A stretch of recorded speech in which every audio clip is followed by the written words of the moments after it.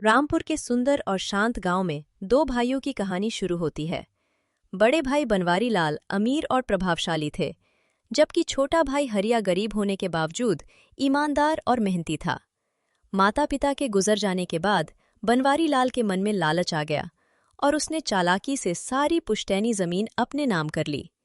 हरिया के हिस्से में सिर्फ एक छोटा सा खेत आया, लेकिन वही खेत उसकी उम्मीद और उसके बेटे सुरेश के सपनों का सहारा था। कैसे हो भाई?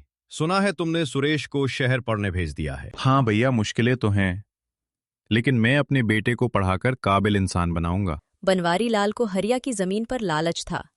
उसने मदद के बहाने उसे फंसाने की योजना बनाई।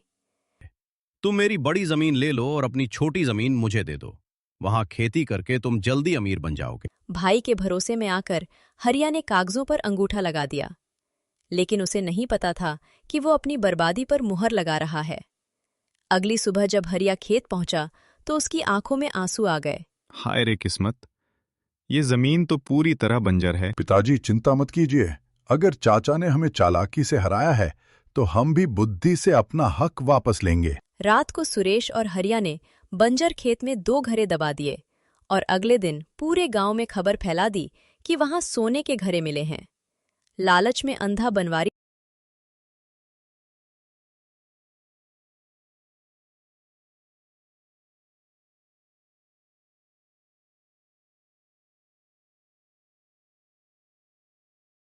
लाल 5 लाख रुपए देकर जमीन वापस खरीद लेता है, लेकिन जब खेत खोदा जाता है तो वहां कुछ भी नहीं मिलता। लालच इंसान को अंधा बना देता है। जो दूसरों के लिए गड्ढा खोदता है वो खुद उसी में गिरता है।